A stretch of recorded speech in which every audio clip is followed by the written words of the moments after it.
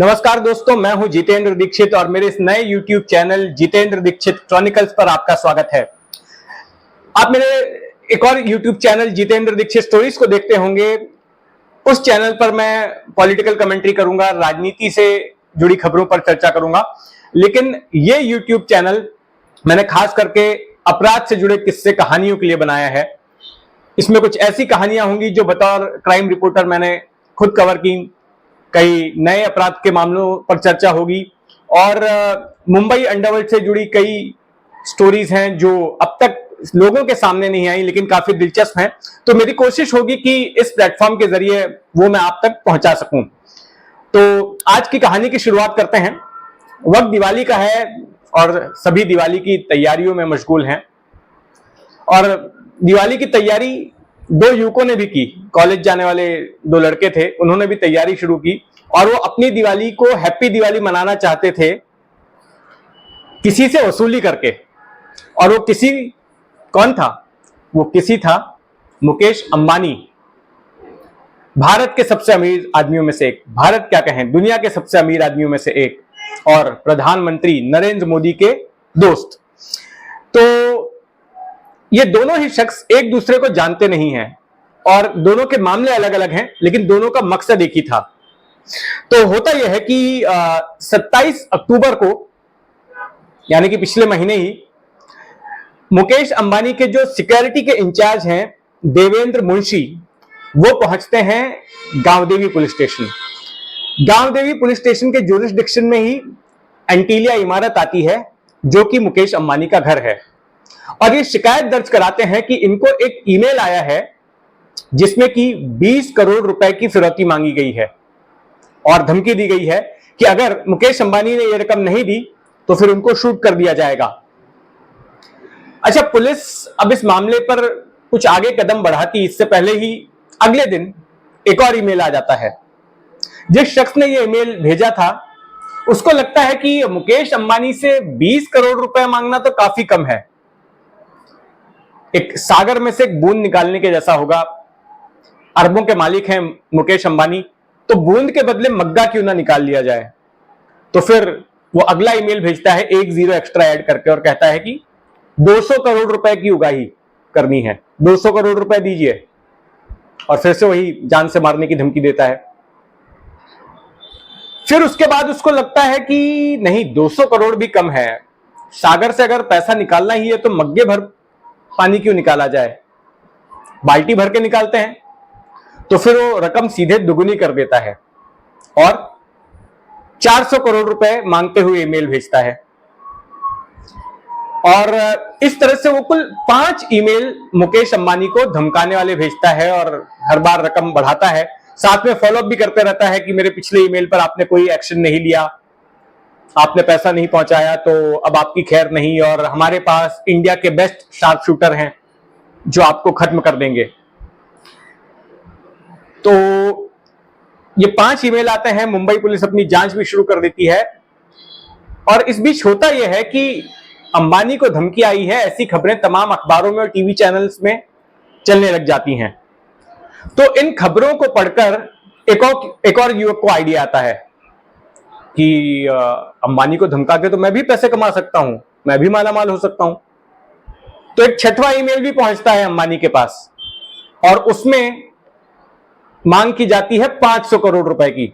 अब तक जो ईमेल आ रहे थे 5, उनमें तो 500 करोड़ तक ही मामला थम गया था, 400 करोड़ तक मामला थम गया था, लेकिन इस वाले में 500 करोड़ की मांग की जाती है। अब चूंकि धमकी आई है मुकेश अंबानी को, इतने बड़े आदमी को, तो जाहिर है पुलिस को तो हरकत में आना ही पड़ेगा। अगर कोई आम आदमी होता तो शायद पुलिस इतनी फुर्ती नहीं दिखाती, लेकिन पुलिस एक्शन में आ गई। भाई, प्रधानमंत्री के दोस्त का मामला था, ऐसे तो नहीं चल सकता है कि कोई धमकी पर धमकी देते जाए और आराम से बैठा रहे। मुंबई पुलिस हरकत में आई। स्थानीय पुलिस थाना यानी कि गांवदेवी पुलिस थाने ने तो अपनी टीम लगाई ही आरोपियों को ढूंढने के लिए, लेकिन इसके साथ साथ क्राइम ब्रांच ने भी एक विशेष टीम बनाई और उसमें साइबर पुलिस के लोगों को जोड़ा गया, साइबर एक्सपर्ट्स को जोड़ा गया और मामले की तहकीकात शुरू हुई। और जल्द ही एक शख्स की इस पूरे मामले में गिरफ्तारी हुई। इस शख्स का नाम है राजवीर खंत। तो ये राजवीर खंत जो हैं 21 साल के हैं, गुजरात में रहते हैं और एक साइबर एक्सपर्ट भी हैं। इनको इंटरनेट पर वक्त बिताना काफी अच्छा लगता है और काफी महारत हासिल कर रखी है इन्होंने आईटी में। तो ऐसे ही इनको आइडिया आया कि क्यों ना कुछ ऐसा किया जाए कि रातों रात मालामाल हो जाए और अपनी दिवाली हैप्पी दिवाली बन जाए। तो इन्होंने क्या किया कि 650 डार्क वेब पर गए ये, और डार्क वेब पर इन्होंने 650 वेबसाइट्स देखी और ऐसे ही एक वेबसाइट को ढूंढा जिसमें कि मेल भेजने से वो ट्रेस ना किए जा सकें। ये एक वेबसाइट है mailfence.com, fencemail.com। तो इस वेबसाइट पर गए ये, और ये end to end encrypted website है और यहां से उन्होंने वीपीएन के जरिए मेल भेजने इन महोदय ने शुरू कर दिए। अब जब पुलिस ने जांच की तो पता चल रहा था कि इसका सर्वर तो बेल्जियम में है, तो ट्रेस करना थोड़ा मुश्किल लग रहा था, लेकिन जांच आगे बढ़ रही थी। पुलिस इतनी आसानी से अपने हथियार नहीं डालने वाली थी और आखिर में पुलिस खंत तक पहुंच गई और फिर पुलिस ने अपनी स्टाइल में इनसे पूछताछ की तो सब कुछ उगल डाला इन्होंने और बताया कि इनके इरादे क्या थे। इनको लगता था कि पुलिस इनको कभी पकड़ ही नहीं सकती, ये अलग अलग लोकेशन से घूम घूम कर ईमेल भेज रहे थे और एक तरह से ये पुलिस को टेस्ट भी कर रहे थे, पुलिस को चुनौती भी दे रहे थे कि क्या पुलिस इन तक पहुंच पाती है। लेकिन आखिर पुलिस इन तक पहुंच गई और ये गिरफ्तार हो गए। तो इनकी गिरफ्तारी क्राइम ब्रांच की टीम ने की, लेकिन जो अगला ईमेल भेजा था वो जो आखिरी वाला ईमेल वो किसी और शख्स ने भेजा था। तो गांवदेवी पुलिस की टीम ने उसको भी जाकर पकड़ लिया। उसने भी कुछ इसी तरह से अपना ईमेल आईडी बनाकर धमकी भरा ईमेल भेजा था। उस शख्स को पकड़ा गया तेलंगाना से और उसका नाम है गणेश वनपार्थी। ये 19 साल का युवक है और इसको भी रातों रात अमीर बनना था अंबानी के पैसों से। तो दोनों गिरफ्तार हो गए। इन्होंने जिन लैपटॉप्स का इस्तेमाल किया था, जिन मोबाइल फोन्स का इस्तेमाल किया था धमकी भरे ईमेल्स भेजने के लिए, उनको भी पुलिस ने जब्त कर लिया है। तो इस तरह से अंबानी को धमकाने वाले दो शख्स सलाखों के पीछे पहुंच गए और अपनी दिवाली अब वो सलाखों के पीछे ही मनाएंगे। लेकिन ये कोई पहला मामला नहीं है जब अंबानी को इस तरह की धमकी आई हो। आपको याद होगा एंटीलिया कांड साल 2021 का, जिसमें कि खुद एक पुलिस अधिकारी पर ही आरोप लगा, सचिन वाजे पर, कि उन्होंने ही अंबानी से वसूली के लिए उनके घर के पास एंटीलिया के बाहर कारमाइकल रोड पर विस्फोटकों से भरी हुई स्कॉर्पियो कार पार्क कर दी। और जिसकी कार पार्क की पता चला कि वो मनसुख हिरन नाम का शख्स इन्हीं वाजे का दोस्त था। और जब बाकी जांच एजेंसियां कूदी, क्योंकि खुद वाजे इस मामले की जांच भी कर रहे थे, मतलब इनके ऊपर आरोप है कि खुद ही अपराध किया और खुद अपने ही किए हुए अपराध की जांच भी कर रहे थे। तो जब दूसरी जांच एजेंसियां मामले में घुसी, एटीएस, एनआईए वगैरह, तो इनको लगा कि भाई अपनी पोल तो खुल सकती है अगर मनसुख हिरन ने सब कुछ उगल दिया तो। ऐसा आरोप है, अभी तक साबित नहीं हुआ है कि सचिन वाजे दोषी हैं, अदालत में मामला चल रहा है, मैं बिल्कुल नहीं बोल रहा हूं, अंडर ट्रायल है वो, अंडर ट्रायल।